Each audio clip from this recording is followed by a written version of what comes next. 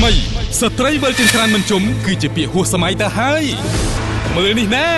ស្នាដៃរបស់ស្ត្រីមេផ្ទះសម័យថ្មីកែច្នៃប្រឡាយអស់ភាពអៀនព្រៀនមានតែសេចក្តីក្លាហានធ្វើបានគ្រប់ការងារពុះពៀគ្រប់ឧបសគ្គដើម្បីប្រកួតប្រជែងយកប្រាក់និងពានរង្វាន់ជាមេផ្ទះលេខ1ប្រចាំឆ្នាំ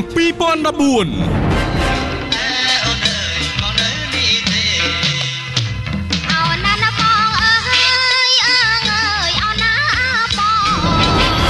មេផ្ទះលេខ1ជាកម្មវិធីដែលរំលេចស្នាដៃស្ត្រីមកពីគ្រប់ខេត្តក្រុងទូទាំងព្រះរាជាណាចក្រកម្ពុជាមកបញ្ចេញសមត្ថភាពសិល្បៈចម្រុះវិជ្ជាមេផ្ទះនិងចំណេះដឹងទូទៅ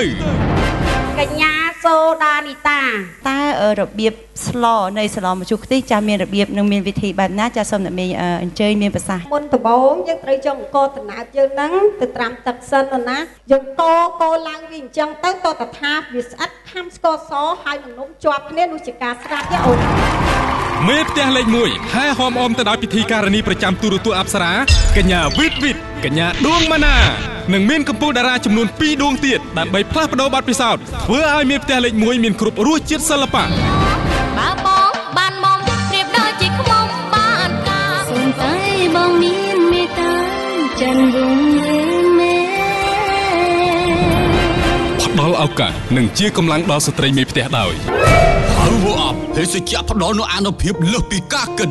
សម្លេងអនាម័យមីមីថ្មីជឿជាក់បំផុតរៀងរាល់ថ្ងៃ